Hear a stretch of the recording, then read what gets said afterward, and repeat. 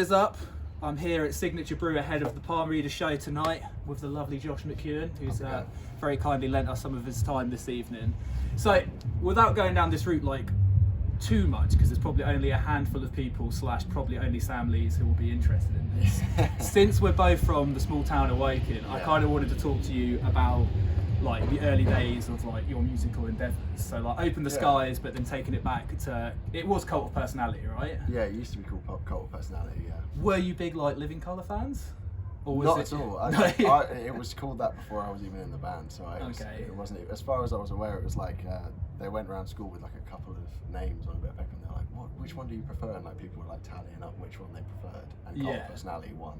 Yeah. So I don't even think it was really a conscious decision. I love that though, because like it made me think of like my early band names, and the ones I could remember was Retro and Red Wings. Fuck. One just because we thought it was a cool word, and the other one I think is like an ice hockey team or something. Yeah, or like I think the boots as well, like leather boots. I think. Oh, sick. Red Wings, yeah. That could have been like maybe our uniform or something. That's kind of what I thought it was. It was like, that sounds cool. Just go with that. Absolutely. Fuck, I haven't spoken about that band in a very long time. Yeah, man. I saw you guys play at Woking College. I think like one of the earliest shows I went to.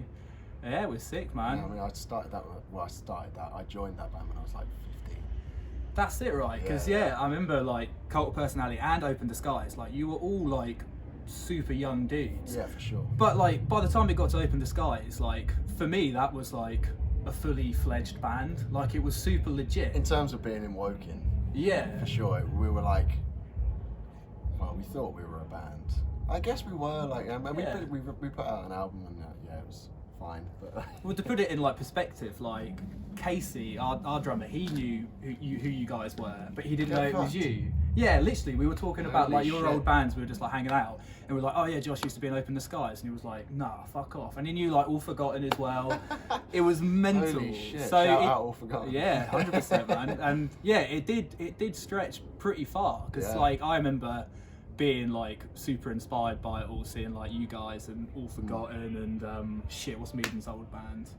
Sins Deep, was it? Sins Deep, yeah. You know what I mean? Like really getting out there and playing shows, and like probably didn't tour extensively, but you did get out of like. Yeah, we played a few shows, but it was definitely more like community centre gigs, or like we used to put on like an annual show in like a local church, Christchurch, in the city centre, that was like the big show of the year. And yeah, we were definitely like a fixture within the Woking scene, but I don't know if we really ever did as much as it felt like we should have, if that makes sense. Like, we felt more established than we actually really were. For your age though, and like for it to be your like first like fully fledged band, it's definitely a good way for you to have like, you know, got your chops down. Yeah, for sure. I did that for like 3 or 4 years, something like that. And then I had about a year, maybe 2, and then I started Palm Reader and like sent the messages around on Facebook and whatever. Oh, so it was you who started Palm Reader? Yeah, for sure. Okay, interesting. Yeah, it's my brainchild. No way. Okay, so that brings me on to sort of my next question. What made you hungry to do, because Open the Skies was a heavy band, but Palm Reader is definitely way more heavier. So what made you hungry to do this, you know, heavier type of music? There was a couple of things. One of them was from like a vocalist perspective. I always found that judgment was very heavy and very quick as soon as melodic vocals came into the picture. People would turn off your band real quick if they didn't like the way you sang or anything like that. And I felt like with aggressive vocals you could get the point across a lot quicker, and people were a lot less judgmental because it was supposed to sound bad. Yeah. You know what I mean? You were kind of getting them through the door. So it was kind of like that, and as well as that, like I found myself listening more to like aggressive bands. There was like a couple that there's a band from the States called Undermined. Oh, okay. That I really fucking like, and I think they only put out like 2 records and they never really did much. Yeah. But oh, interesting. I'll have to check that out, because like the band in mind I was thinking of was obviously much bigger and much more well known. Was Every Time I Die was kind of like so Gutter Phenomenon, that record for sure. But that Undermined album 1111, I think it was called, is fucking great. mate. So it still rocks. I'm gonna fucking check that out when I get home. That was a big inspiration. And was Heavy Fest also like a catalyst for getting Palmery together, or did that kind of fuel the fire more? Heavy Fest was where I thought of and decided on the band name Palm Reader. Ah, interesting. So that, I guess in that sense, it was there was some sort of like it galvanised things a little bit. Spiritual homeland. Yeah. I fucking loved that festival, man. Was that 2011 or 2012? Would have been 2011, I guess. Yeah, that 2011. one. Yeah.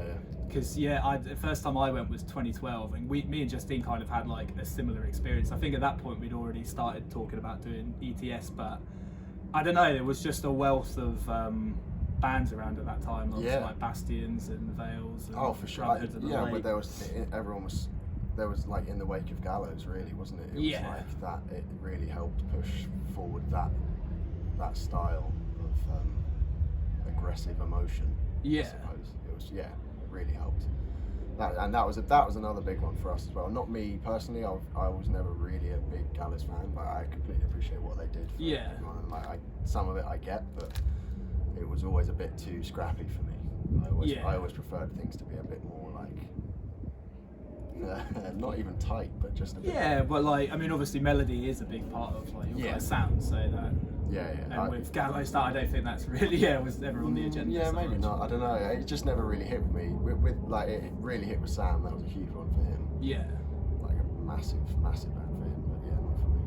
Fair enough. Talking about melody, shifting the gears a little bit on the conversation. I actually this morning listened to all 4 of your records because I was I haven't actually like in a long time.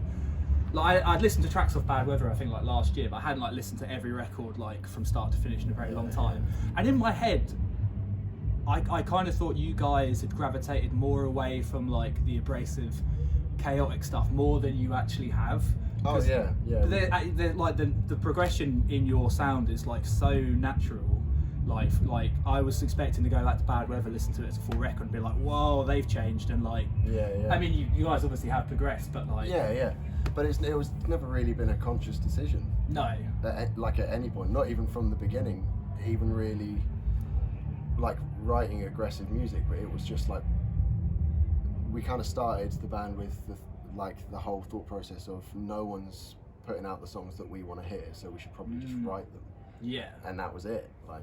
And it's been that way from start to finish, and it's just like as time goes on and you sort of start developing new ideas about what you want to create and what you want to put across, and like melody obviously helps, and I've always been capable of singing. I just was more reluctant to do it initially because of, like I say, of that huge judgment. Which is true, because like I mean I'll throw my hands up, and when I was a lot younger, so like when I was like a teenager and stuff, I definitely would have been super dismissive of like clean vocals. You know what I mean? Because it was more of a thing like it's less tribal these days, isn't it? Like people, because of like streaming, tend to listen to like a wider selection of music quite a lot younger, whereas like I don't know, people kind of found their niches and kind of defended them quite fiercely when we were teenagers. Absolutely, yeah. But yeah, it was never really a conscious decision. It's just like as we've gone on, we've sort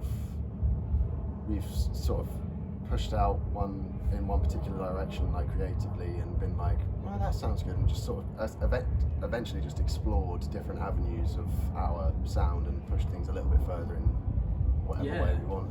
Yeah, that's kind of it, really. I mean, you've definitely done like more with like the melody side of things, with like more tracks like False First and stuff like that.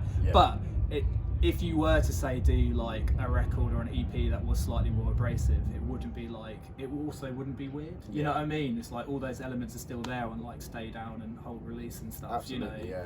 Yeah, for sure, man. We still love being loud. Yeah. So it's one of them. It's just being loud with a clean vocal over it and figuring that out. Mate, you got to have time for the hooks though. Do indeed. 100%. Those lead lines, man. Yeah, soaring lead lines. Right, let's check. What was I wanting to ask you next?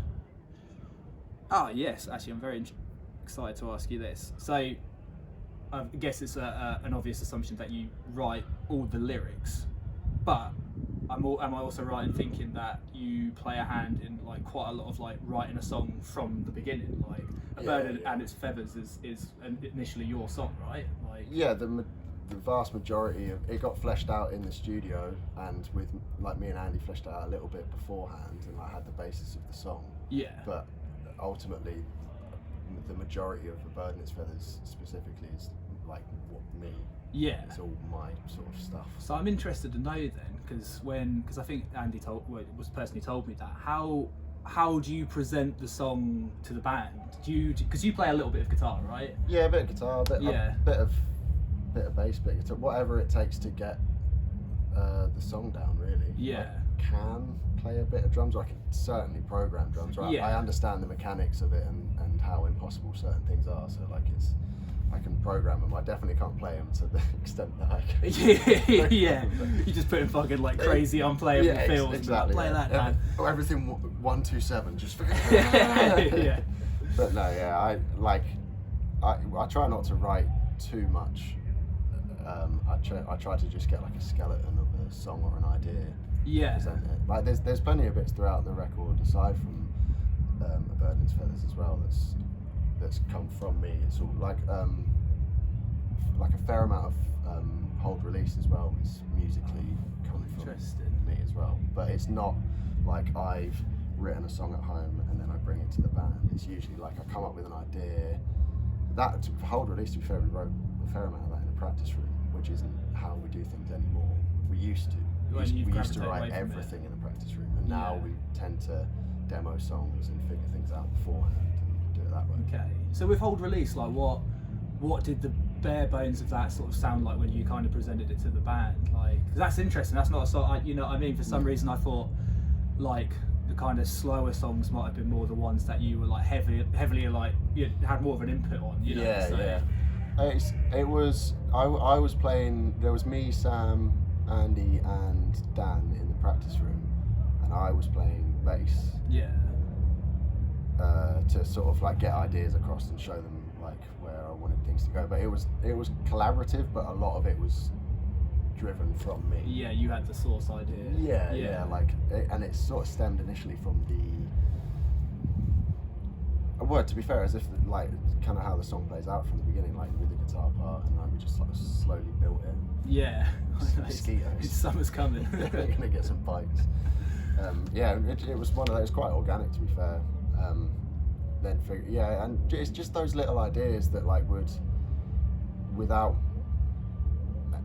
any one person sort of driving it in a particular direction, like the rolling 3 chords in the chorus that kind of just keep going, and it doesn't really feel like a straight fucking 4/4 or whatever, you know, like an obvious here's a start and end. It's just 3 chords that kind of roll over each other and start and end. Yeah.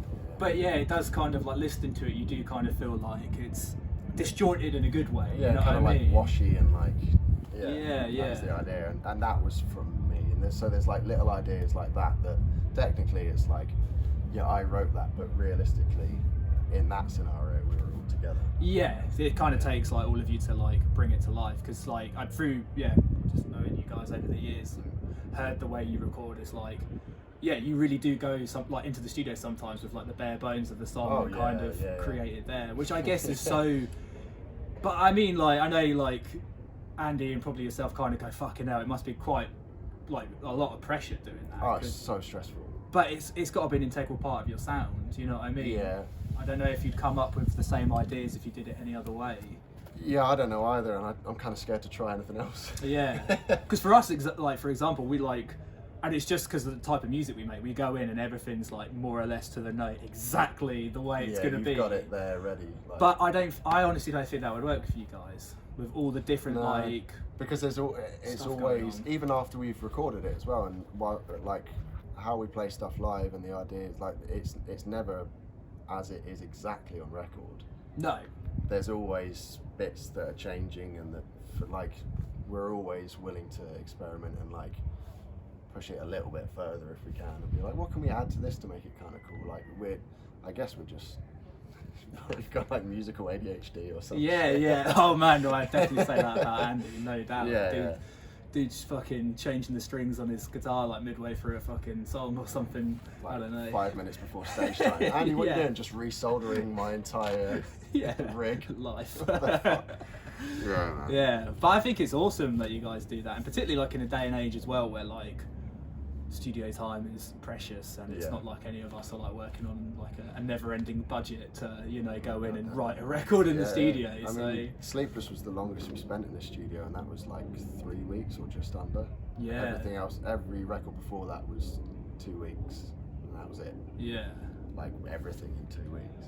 And it's that, like, speaking to Lewis about it, he shout out to Lewis Johns, the man. It sounded like really cool being at oh shit, what's the place called? Thingy Farm. Middle Farm. Middle Farm. Yeah. Because since you guys were there round the clock, you could have like a couple of glasses of wine in the evening and be like, yo, should we just go and like, I've got this idea, should we just go and do it? Yeah, we could have done, but we didn't really, to be fair. Oh, did you not? I thought there wasn't really a lot of that. Okay. It was more like we'd really grind it out through the day and like put the pressure on, and then when it came to, there'd be like a cut-off point. And for Lewis as well, it's like if you're in a normal studio, he'd go home. Yeah, of course, yeah. And we'd either, if we were staying in the studio or staying at a hotel or whatever, like we'd do whatever we need to. You take a step back from it. So yeah. It would be really easy to just stay there and keep going, but you just burn out. Yeah. Like, to be honest, yeah. Now you mention that, because it is pretty full on if you're tracking. And to be honest, like of an evening, we'd be more likely to have a few beers and then just record like some dumb, like some fucking, like create a techno song. Yeah. With the sound of Lewis saying something about a cat or like. Did this actually happen? Yeah. Oh my god, why have I not heard this? I can't remember exactly what it was now, but it was fucking hilarious. Hang on, what Lewis was singing? No, there's definitely some fucking vocals that, well, fuck me, yeah. There's a lot of whiskey going on. Yeah. Yeah, because I suppose you run into the territory as well of like having an idea, being pretty blazed, and like recording it, being like, it's just you wake up the next day and like to a recording of you like slapping your thighs or something. Yeah. You come in with fresh ears and you're like, what the fuck were we thinking?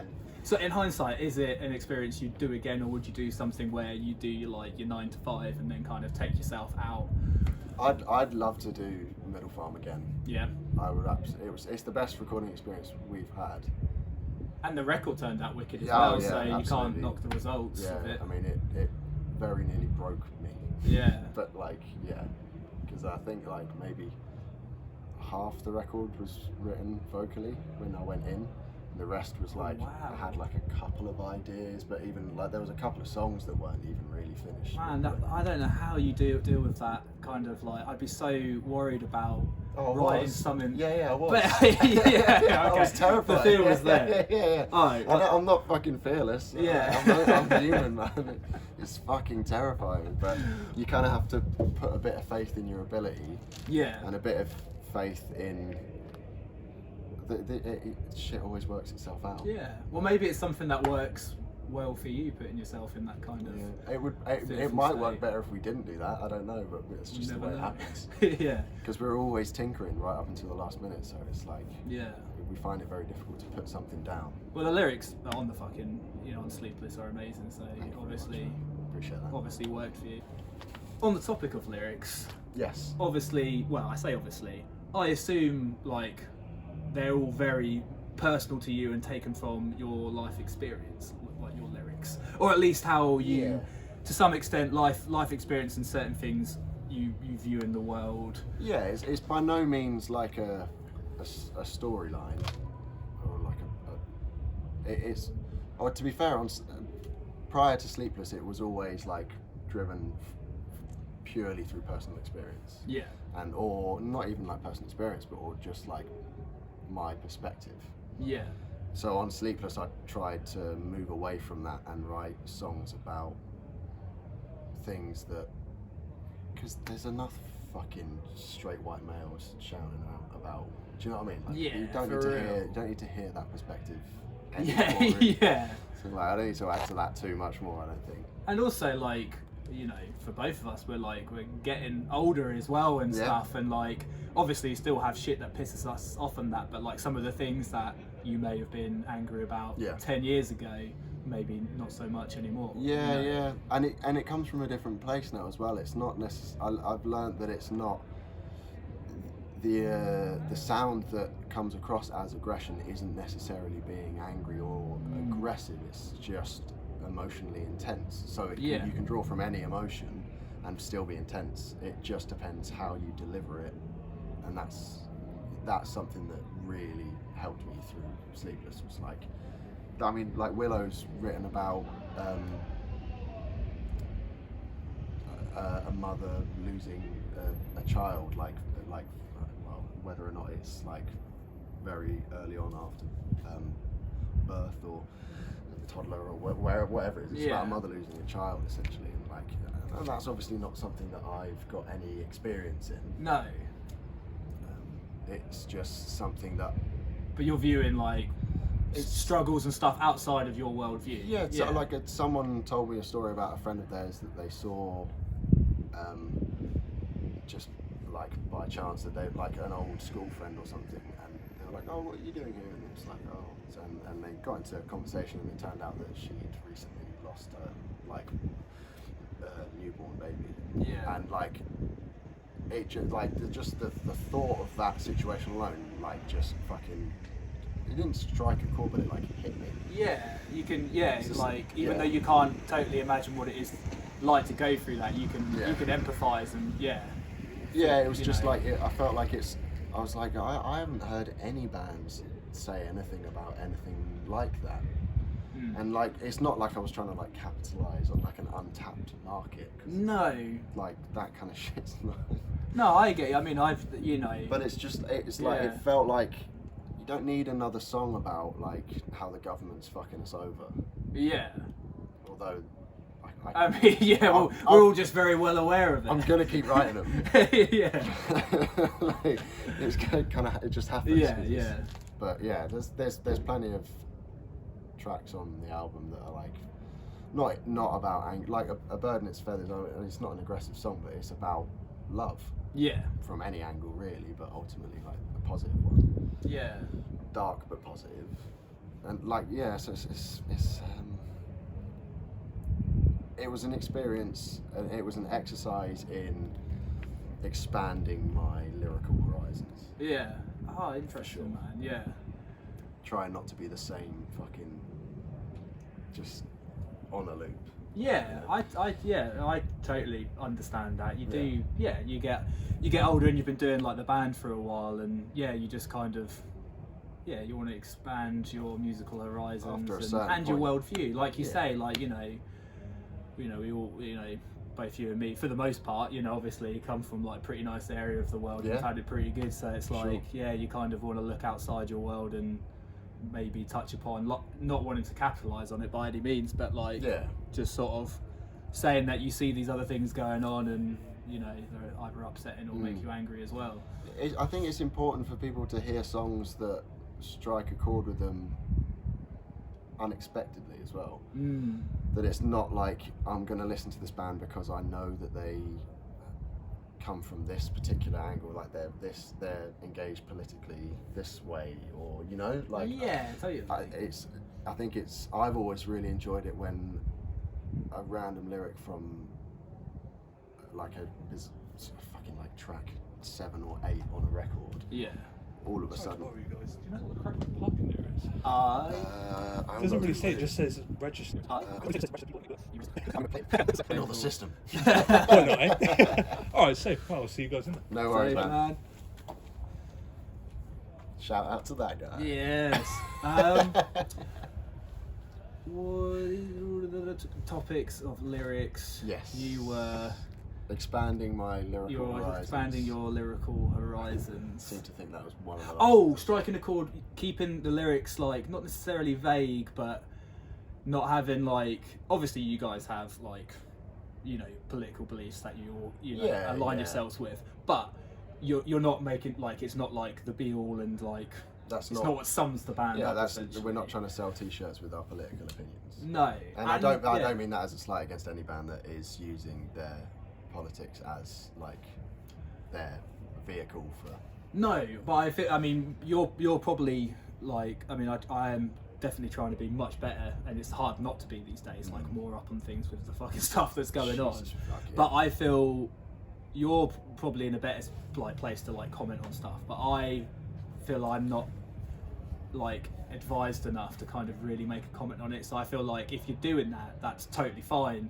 But like I feel for me, if I was going to like really make it like the sort of like main focus of any project I was about, would be not disingenuous because I didn't truly believe in it, but disingenuous because like I didn't have enough real knowledge to kind of like really kind of put it in people's faces and that's like it as well. hard argue a point. It's whether or not like what you say is really going to affect anything, and like the best use of your time and effort and the best use of your platform, and what it's like, those kind of things have started to come into play when I'm writing lyrics now. It's like I'm not just thinking like, what would sound cool, what words rhyme. Like, there's obviously always going to be a bit of that because you have to be. Maybe Baby's a good one. Right? Slays every time. Grass, arse. Your man Lenny Kravitz fucking in the sky like a dragonfly. Fly so high. Here we are. And that's Sleepless. No, yeah, I just feel like my strengths aren't in that arena. Yeah. And, like, I don't know what my strengths are, but I know what feels good when I'm doing it, and that is like trying to do things differently every time.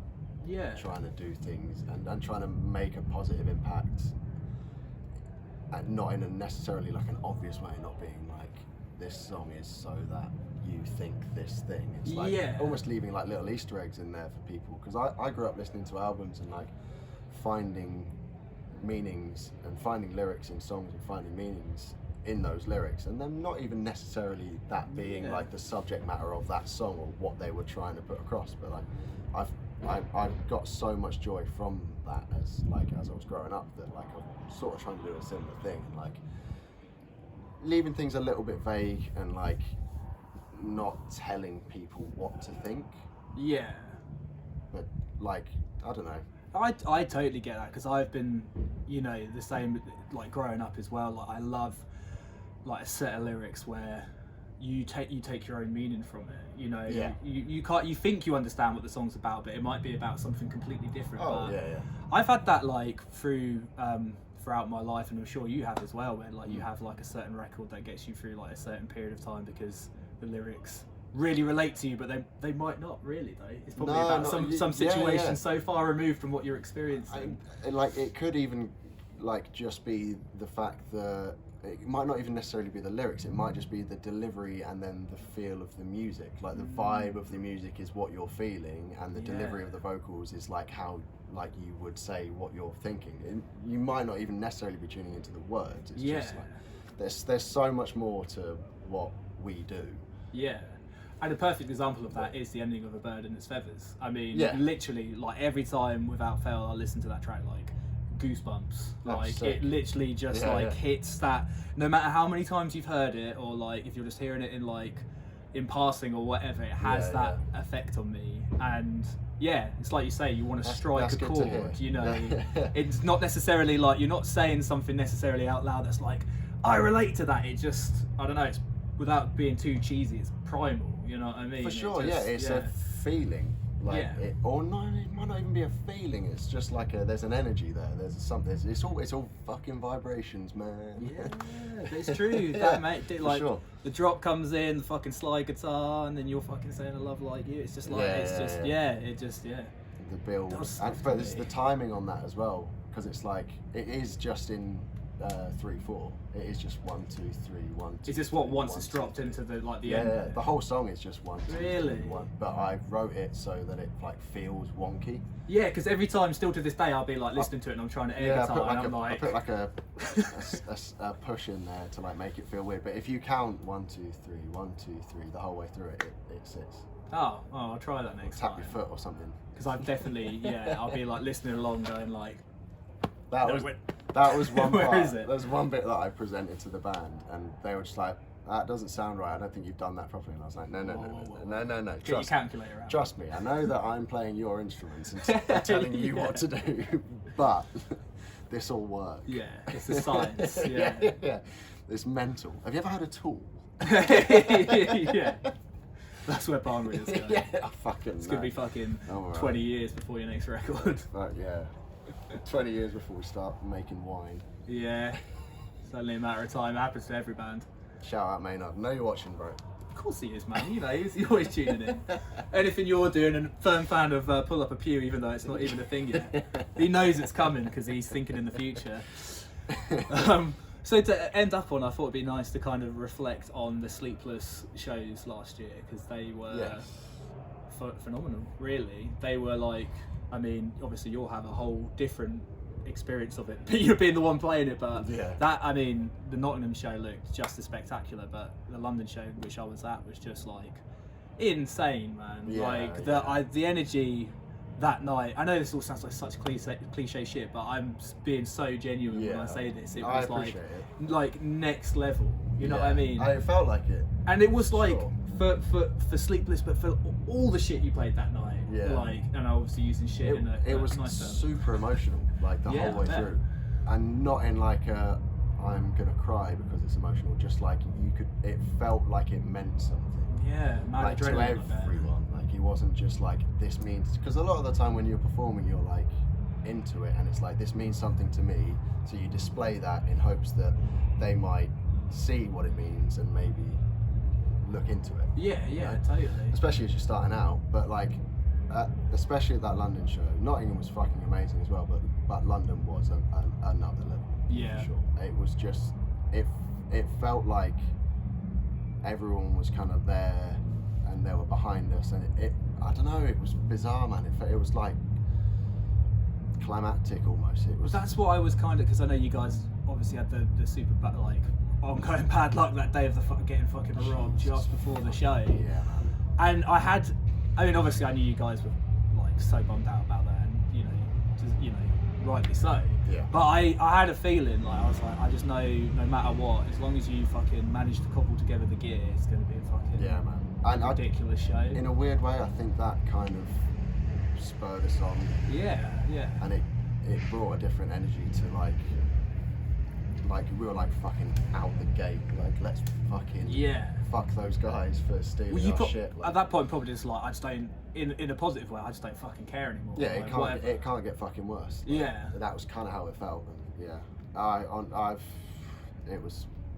won't ever forget that one for sure. It was mad. Like the crowd reaction was not only with like the singing along, but like moshing wise and just general energy was insane. I'm so glad I managed to make that shit, because I got sick a couple of days afterwards, and I was like, I would have been fucking gutted to have. Yeah, no, I'm glad you were there too, man. It was a special one for Absolutely. Woking Town. Yeah, I had my mum, my dad, and my brother at the back, and like Yeah, man, I saw those fucking. couple of regulars from the local pub next to my mum and dad's as well. Really? It's like, like the classics. Yeah, of course. I always remember seeing your dad at shows as well, like Yeah, particularly yeah. like at the Star and stuff in Guildford. Yeah, good entourage. Shout out Steve McKeown. Yeah, fucking. What's up, Steve? He ordered a copy of the record, man. He wasn't even waiting on getting a free copy. Nope. He was like straight in there, ordered one. My family literally refused to take merch from me or anything. Oh, Like, bless them, man. They'll force the money into my pocket, or like they'll take the t-shirt, I'll give it them free, and they'll just slip it. Yeah. Like, they're just One of those family members that Yeah, you try and get them something. My brother's literally got like every piece of merch, and he's ordered them all. Like Yeah, I mean, he's I paid think for everything. It's like Dot's got like literally everything, like hoodie, t-shirt, it's record, crazy. probably all the variants. every as time I well. see him, he's got like some sort of, and it's Yeah. not because like he's not like fanboy. He's like, I got to fucking wear it. I've got, Yeah. I've literally got 20 of your t-shirts. Yeah, it's like stocked up for the whole week. Just fucking wash it all and start again. Yeah, man. Yeah, that was. And my cousin was there as well, and I don't see him very often at all. Like since we moved up to Nottingham, like 2015, 16. Yeah, We don't really see that many people from back home anymore. So I can like, imagine. the London shows, if they come out, it's great, and that just I don't know, man. Aside from the close and personals being there, it was just. Well, I think we've already said it. It was just, it felt like it felt like the culmination of the 10 years that we've been fucking kicking our own asses. Yeah, fucking grafting, man. All of a sudden, it made a bit of sense. Yeah, 100%. And like, yeah, it was so good to see because obviously like the fucking 2 years has been rough for it, like everyone. Yeah. But obviously, you like put out a record in that. Then obviously fucking all the shit with the record label. Jesus, yeah. And then the pandemic in general was just like fucking tough on everyone. It just I mean, it must have been good to Yeah, I let mean, off some steam and I'm not gonna lie, we were very, very close to just being like, nah, we're done. yeah. It's not the first time that's happened, but just before we released Braille, we were very, very close to it as well. Yeah. It's like, there's only so long you can go being that band that's like, oh, those guys are so underrated. Yeah. Those guys deserve so much more. And it's like, well, fucking give it us. Yeah, Like, yeah. like, it's all well and good telling me I deserve more, but you're not doing anything to fucking. Like, Yeah. I'm doing everything I can. Like. Unfortunately, I think the threshold to get to where people don't comment on YouTube saying this band's underrated is so fucking high Yeah, these man, days. yeah. I think you could still be like, I don't know, headlining maybe even like Brixton Academy, and just because you're not like the most well-known band in the thing, you're still going to be called like the most. This band's so underrated. I mean, it was only a couple of years ago we stopped being called like newcomers. Yeah. Yeah, so Yeah, I don't know. totally. Yeah. I do think like, I mean, this is going off on a bit of a tangent, but like, I think like people just didn't know where to put Palm Reader. Oh, and for the longest time. I can't blame them. And but it's kind of weird to me. It's like, I don't know, it's like I kind of think people like thought of you as this completely different band than you actually were, and Yeah. suddenly now more. I mean, obviously you've got your fucking diehards as London obviously showed, or at least people who like are well and truly familiar with your whole catalogue. But I think now people are kind of understanding it's like, oh, okay, they're like. Yeah. Or more so, anyway. You know what I mean? Not to Yeah. to any discredit whatsoever, but there definitely was, I think, a few people in the earlier days who were like, I don't know, they thought of you as like more of like a hardcore band. And it's Oh like, yeah, for sure. Like, not though. probably. But that goes back to what we were saying about Gallows, and like, Yeah. we were in the wake of that like UK hardcore boom, Yeah. for want of a better word, because it wasn't really a boom. No, I guess to us it's like, yeah. There was a subtle sub-frequency. Yeah.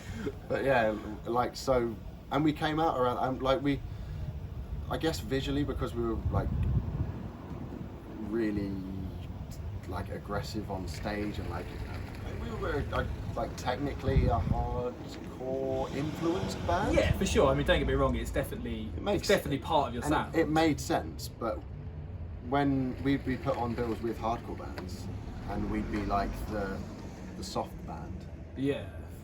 It's not the word I'm looking for, but you know what I mean. Yeah, for sure. And then, but You like, had melody. yeah, well, or or singing, just, you know what I mean? or just like we weren't just playing power chords and D beats. Yeah. And like from the off, and then so we started to try and like musically push ourselves away from that by being a bit more technical and a bit quicker and a bit more like with sort of odd time signatures and just making it a bit more interesting. And then that's when the Dillinger label came, and for it's only since like in the last few years really, since Braille. Even from then, we were still like people were just saying the UK's answer to Dillinger Escape Plan. It's like I do get it, Yeah. but we're not. Yeah, and more so, like going back to like listening to Bad Weather, you know, all the way through today. Like, I can understand from people seeing you live because of like the more like mathcore influence like segments you Yeah. have kind of taken that spin on things. But if you actually listen to like what you guys were playing, even from Yeah. like the get go, it's very different to Dillinger, and it's always Yeah. had more of a. Well, maybe this isn't the correct term because obviously Dillinger has a lot of melodic influence as well. But like, there's not a lot of like just like random scatty discords with like, No, you know. but I guess it was the closest thing. And people do like as to like put a a whole label on package stuff that as they could be well, like, yeah. what's probably those guys. And Yeah. to be fair, a lot of people said that vocally I sounded like Greg, Yeah. which is I guess fair. I think screaming wise on the early stuff, like there was a bit more of that vibe. But I'd Yeah. say your singing style's definitely like yeah, its that own was thing. completely different. Yeah. So I think there was like a hardcore mathcore like thing that was kind of like stuck to us for a while. Yeah. And it's only recently that it seems to have dropped. There's like, we're not really being pigeonholed anymore.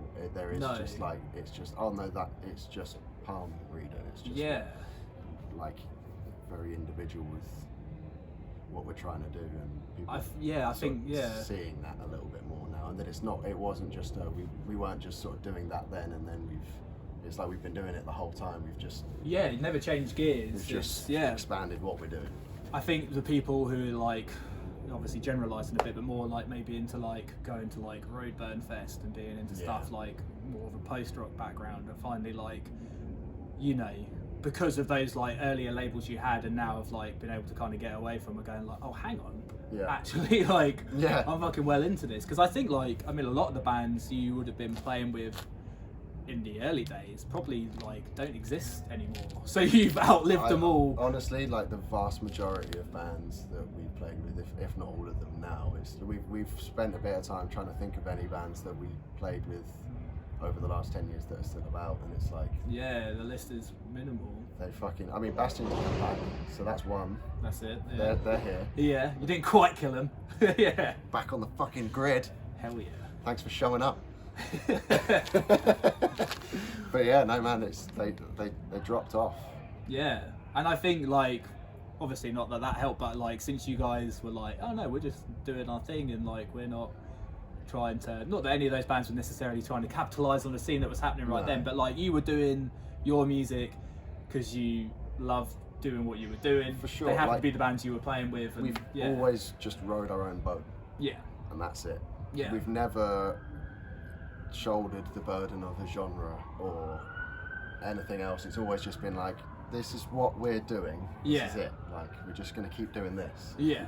Yeah, I think it's worked out all right, you know. Fucking best attitude to have. I hope it carries on. Yeah, well, me too, honestly. Yeah, like, because fucking Sleepless is so good, and obviously want to hear what you guys are cooking up next. Mm-hmm. In that riff kitchen of yours. It's cooking. Down at Middle Farm. It's a slow cooker. It's a slow cooker. Mate, that shit smells even better though, bro. It does. You get home and the whole house smells good. Yeah, man. It takes a while, but you're going to go, oh, fucking hell. So that we're trying to replicate the audio version of the way your house smells when the slow cooker's been on all day. Oh, dude, fucking Christmas, bro. It smells like Christmas. My mum would be like slow cooking something. I'll come down like early in the morning and go, oh my god, Christmas. God, who put the gravy on? This is fucking heaven. Well, on that delightful note, thank you very much, Josh, for speaking to me. And no, you're very welcome. Enjoy the show later, and all the fucking best with rock and roll. Well, thank you very much for having me. And shout out everyone on the fucking internet. Yeah, internet people. What's that?